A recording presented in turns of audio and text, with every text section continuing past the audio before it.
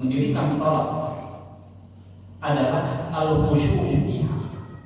Salat dengan khusyuk. Salat dengan khusyuk. Jadi tadi yang pertama kita sebutkan menerapkan syarat-syarat, rukun-rukun, wajib-wajib, sunnah-sunnahnya. Kemudian selanjutnya adalah salat berjamaah.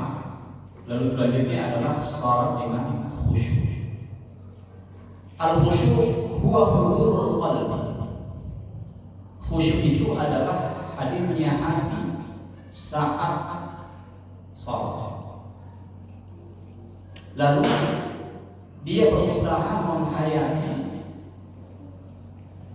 apa yang dia ucapkan atau apa yang dia dengarkan dalam salat tersebut.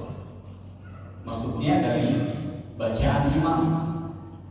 Jadi apa yang dia baca sendiri berupa zikir-zikir dalam ibadah salat atau yang dia dengarkan dari imam ketika dia makmum, maka dia berusaha untuk menghayati, mendengarkan dengan sebaik-baiknya. Ya, mendengarkan dengan sebaik-baiknya. Karena itulah yang mengantarkan seseorang untuk khusyuk dalam salatnya. Kata para ulama kita, as-salatu bila khusyuk kal jasad bila ruh. Salat yang tidak ada khusyuk di dalamnya, maka itu sama dengan jasad yang tidak ada ruhnya. Salat yang tidak ada khusyuk di dalamnya sama dengan jasad badan kita yang sudah tidak ada ruh. Ini kata para ulama kita. Sehingga ketika kita salat, maka perlu untuk menyiapkan hati kita. Menyiapkan hati kita. Makanya di antara tahapan-tahapan untuk bisa khusyuk dalam ibadah salat itu diawali ketika kita masih di rumah. Itu sudah ada persiapan.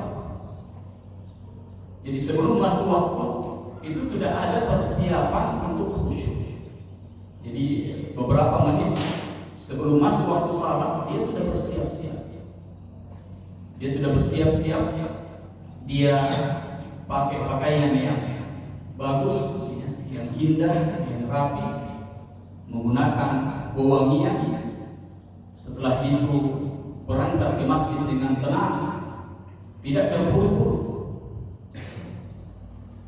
Karena di antara hikmah kenapa Nabi SAW melarang kita untuk terburu-buru menghadiri salat secara berjamaah, itu bisa menyebabkan seseorang tidak khusyuk, tidak konsentrasi pada saat salat. Nabi SAW, wa alaikum bisakinah, salat berjamaah menuju ke masjid dengan sakinah, dengan tenang. Jangan terburu-buru. Karena terburu-buru itu adalah bagian dari syaitan. Jadi berawal dari rumah kita sudah persiapan.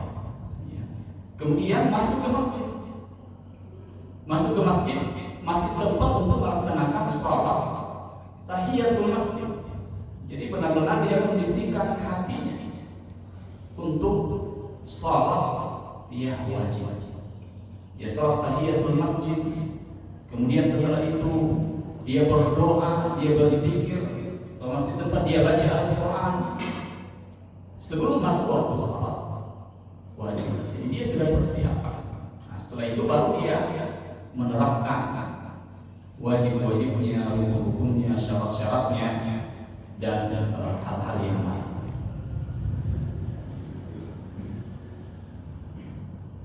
Faiza kana qalbuka hadiran, apabila hati itu hadir, dihadirkan pada saat melaksanakan salat, yaduhu fi kulli wa tashkuru ka'annaka baina yadayillahi azza wa jalla, maka kita akan merasakan, jadi ada perasaan seakan-akan kita berada di hadapan Allah Subhanahu wa taala, sedang berhadapan dengan Allah Subhanahu wa taala. Ketika ketika hati ini hadir. Lalu bacaan-bacaan itu kita renungi, kita hayali. Jadi seakan-akan kita berhadapan, karena memang kita sedang bersujud kepada Allah Subhanahu wa taala. Sedang beribadah kepada Allah Subhanahu wa taala. Nah, ketika hati ini memang sudah disiapkan untuk berhadap, untuk beribadah kepada Allah Subhanahu wa taala, maka pada saat sholat itu seakan-akan kita berada di depan Allah Azza wa Jalla. Iya. Jadi inilah yang dimaksud oleh para ulama bahwa sholat itu harus dikerjakan dengan khusyuk. Ya, benar-benar dia menghadirkan hati.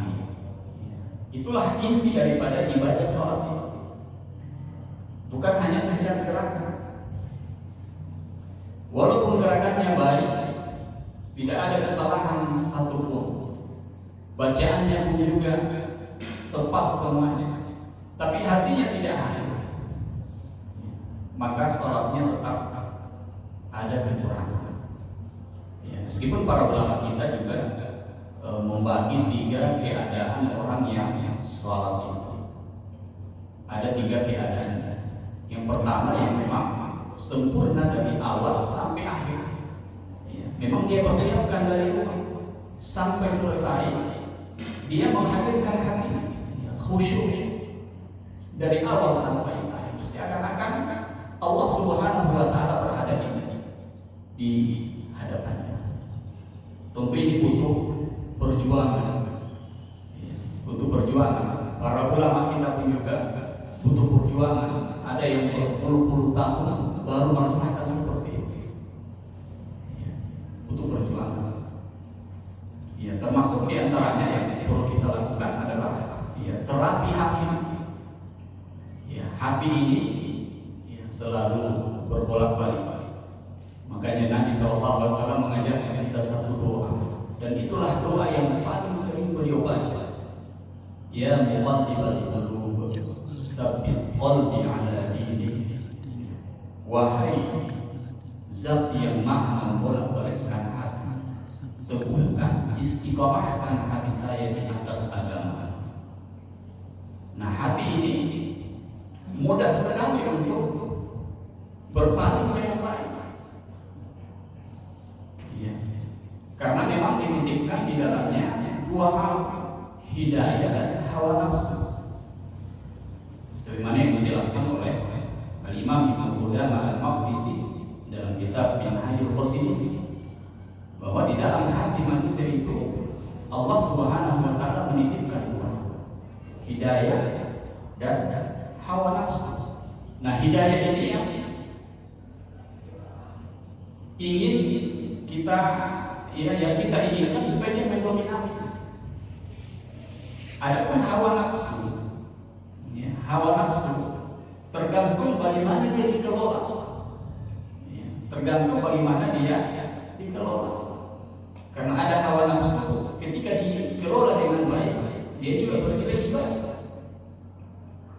Dia bernilai ibadah. Tapi kalau tidak dikelola dengan baik, maka itulah yang dikendarai oleh syaitan, sehingga banyak di antara umat manusia yang terjatuh ke dalam perbuatan-perbuatan yang dilarang oleh Allah Subhanahu wa taala. Nah, jemaah yang dimuliakan oleh Allah Subhanahu wa taala. Kemudian kondisi manusia yang kedua adalah tidak sempurna kekhusyuannya. Dan mungkin kebanyakan manusia berada pada yang kedua itu. Meskipun yang pertama kita tidak tahu, karena hati itu hanya pemilik hati dan Allah Subhanahu wa taala. Bisa jadi banyak, bisa jadi juga banyak yang berada pada keadaan yang kedua itu, tidak sempurna kekhusyuan. Terkadang hatinya itu atau dia memikirkan hal-hal yang sifatnya duniawi. Nah, itulah yang dimaksud oleh para ulama kita, hatinya tidak hadir pada saat itu. Hatinya tidak hadir pada saat salat. Dia sholat dengan gerakan-gerakan yang tepat sesuai dengan sifat sholatnya Nabi. Bacaan-bacaannya pun juga demikian. Tapi hatinya berada di luar masjid. Berada di luar masjid, berada di tempat lain. Maka ini yang tidak sempurna. Ini yang tidak sempurna. Kadang dia khusyuk, kadang dia tidak.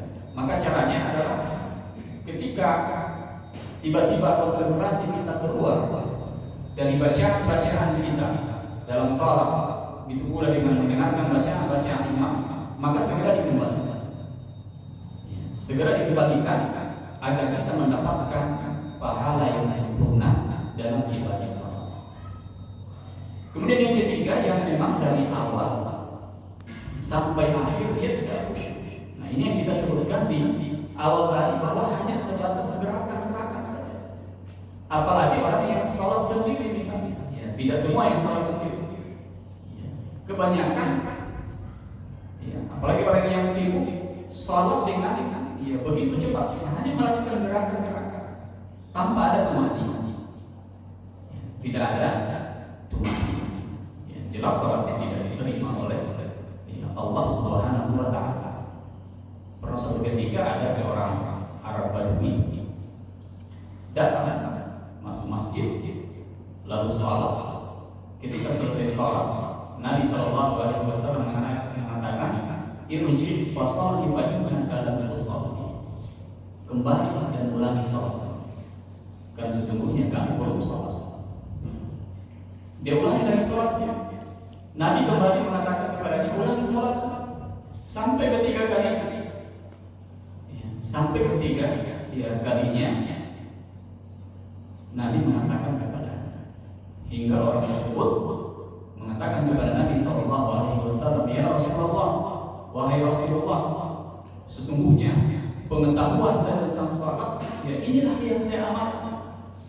Ya, inilah pentingnya untuk ya, belajar menuntut ilmu. Jadi itulah pengetahuan. Nah, barulah Nabi Sallallahu Alaihi Wasallam mengajarkan kepadanya tentang tata cara salat yang benar, dan di antara yang ditinggalkan oleh orang tersebut dalam salatnya adalah tidak adanya tumaninah.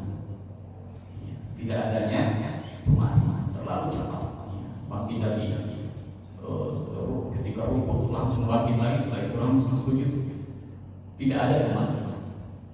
Nah, sementara tumaninah adalah salah satu yang wajib dihadirkan pada saat kita sholat. Nah, ini terkait dengan nasihat yang pertama dalam hadis ini dari Jarir bin Abdullah radhiyallahu taala. Kemudian yang kedua, beliau mengatakan dia akan mengeluarkan zakat. Wa ita'i zakat, dan mengeluarkan zakat. Ya, zakat tentu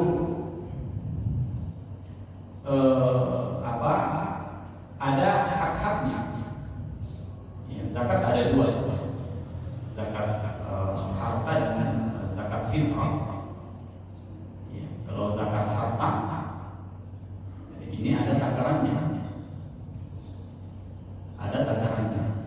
Adapun zakat fitrah itu dikeluarkan pada bulan Ramadan saja, ya, pada bulan Ramadan. Insyaallah sebentar lagi. Jadi zakat fitrah, zakat harta itu ketika nisab dan haul, ya, sampai haul itu 1 tahun, tersimpan selama 1 tahun, nisabnya terpenuhi, ya, nisabnya setara dengan 85 gram emas. Itulah yang kalau dalam bentuk uang, ya, dikonversikan di sini. Apakah sudah seharga dengan 85 gram? Setelah itu dikeluarkan 2,5%. Kemudian selanjutnya nasihat yang ketiga dalam hadis ini, an-nusru li kulli muslim. Ya, jadi Jarir bin Abdullah berbait kepada Rasulullah akan bernasihat kepada kaum muslimin, akan bernasihat kepada kaum muslimin. Jadi disebutkan di sini muslim, dia melihatnya nakirah, jadi mencakup seluruh manusia, baik itu laki-laki, wanita, yang muda, anak-anak dan seterusnya. Jadi mencakup semua. Jadi nasihat itu ditujukan kepada semua kalangan, bukan hanya pada kalangan tertentu saja. Nasihat itu ditujukan kepada semua kalangan. Nah, ini hadis yang pertama. Kemudian hadis yang kedua, hadis dari Anas radhiyallahu ta'ala, la yu'minu ahadukum hatta yuhibba li akhihi ma yuhibbu li nafsihi. Tidak beriman seseorang di antara kalian hingga dia mencintai saudaranya sebagaimana dia mencintai dirinya sendiri. Nah, di dalam hadis ini diawali dengan kata la yu'minu, tidak beriman. Kata para ahli bahasa, la di sini menunjukkan la lil kamal. Artinya tidak sempurna keimanannya. Bukan berarti imannya tidak ada, tapi maknanya adalah keimanannya tidak sempurna.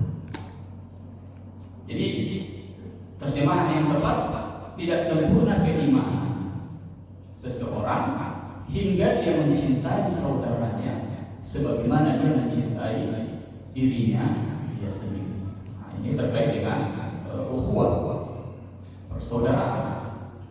Jadi persaudaraan itu ada 3 tingkatan, ada yang tinggi, ada yang sedang, ada yang rendah. Persaudaraan yang paling tinggi adalah ketika seseorang mendahulukan kepentingan saudaranya daripada dirinya sendiri, atau yang kita kenal dengan istilah al-isar. Dia butuh, saudaranya juga butuh, tapi dia dahulukan saudaranya. Inilah persaudaraan yang paling tinggi dalam Islam, dan ini diterapkan di zaman para sahabat radhiyallahu anhum ajma'in. Diterapkan oleh para sahabat radhiyallahu anhum ajma'in tentang al-isar. Mereka butuh, tapi saudaranya yang seiman juga membutuhkan, maka dia mendahulukan saudaranya tersebut. Sebagaimana yang diantara contohnya dalam surah Al-Hasyr ayat yang ke-9 kalau tidak salah, diantara apa yang menjadi sebab nuzul, sebab turunnya ayat tersebut, ketika ada sahabat yang mempunyai makanan hanya cukup untuk makan malamnya anak-anak, tapi karena ada saudaranya, saudara seiman yang mau bertamu, maka makanan itu tidak jadi dia berikan kepada anak-anaknya, dan dia hidangkan untuk tamu-tamu. Maka peristiwa ini pun sampai kepada Nabi SAW. Lalu Nabi SAW memuji perbuatan sahabat tersebut. Inilah sebab turunnya ayat itu yang menjelaskan tentang al-isar, mendahulukan saudaranya daripada dirinya sendiri. Ya, di zaman ini bisa saja ada, bisa saja tidak ada. Karena setiap zaman banyak, pasti ada orang-orang baik. Mungkin kita tidak melihat, tapi ada saja. Kemudian yang persaudaraan yang kedua, inilah yang disebutkan wustos, pertengahan. Dia mencintai saudaranya sebagaimana dia mencintai dirinya sendiri. Dia mencintai dirinya sebagaimana dia mencintai saudaranya, sebagaimana dia mencintai dirinya sendiri. Kemudian yang paling rendah adalah salamatus sadri, ketika tidak ada rasa dengki atau hasad kepada saudara kita yang beriman. Itu yang paling rendah. Tingkatan ukhuwah atau persaudaraan yang paling rendah ketika hati kita tidak ada menyimpan sedikit pun perasaan hasad atau dengki kepada saudara kita yang beriman. Jadi di sini beriman semua kaum muslimin yang beriman, mulai dari timur sampai barat. Artinya tidak hanya mengkhususkan pada suatu wilayah tertentu, tapi semua kaum muslimin, semua orang-orang yang beriman, karena mereka bersaudara. Innamal mu'minuna ikhwah.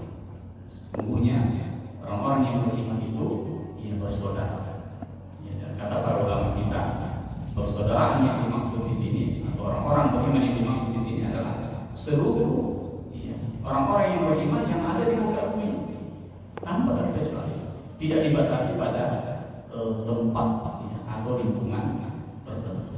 Jadi ini yang paling benar. Salamatus sadri, ketika dadanya atau hatinya tidak menyimpan sedikit pun rasa ya, hasad, rasa dengki kepada ya, saudara. Ya. Kemudian ikhwah jemaah yang dimuliakan oleh Allah Subhanahu wa ta'ala,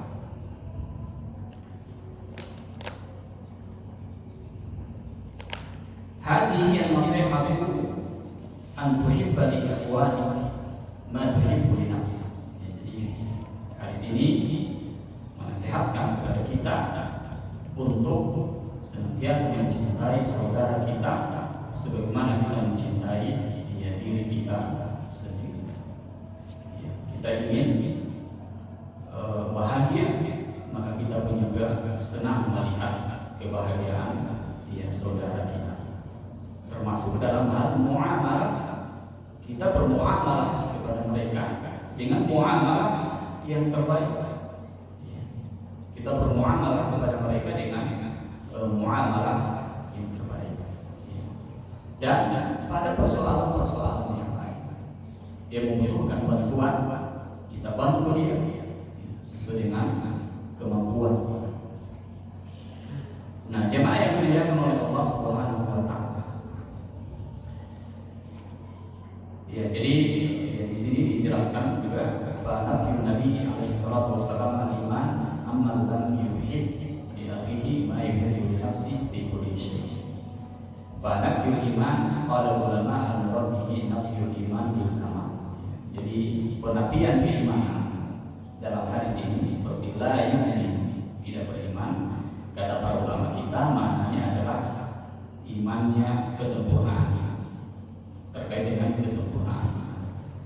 Berarti di sini kita bisa memahami bahwa semakin bagus hubungan kita kepada sesama hamba Allah Subhanahu wa ta'ala, ya, berarti keimanan itu juga semakin bagus. Keimanan itu semakin bagus dan semakin ya, sempurna.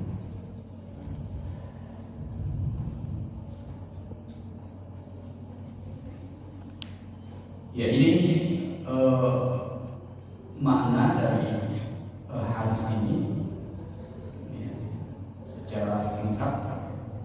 Insyaallah depan masuk pada bab berikutnya. Ya. Jadi hadis tentang nasihat, cuma ada beberapa hadis dalam bab nasihat yang disebutkan oleh Imam An-Nawawi rahimahullah ta'ala. Masih ada waktu, kalau ada yang ingin ditanyakan, saya persilahkan.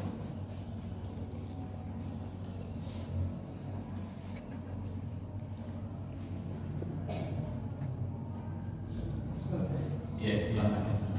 Yang berjamaah tadi ini, kalau ada orang yang ketiduran, bagaimana? Apakah itu usul? Baik, iya. Iya. Iya, jadi terkait dengan ketiduran, tentu banyak ada beberapa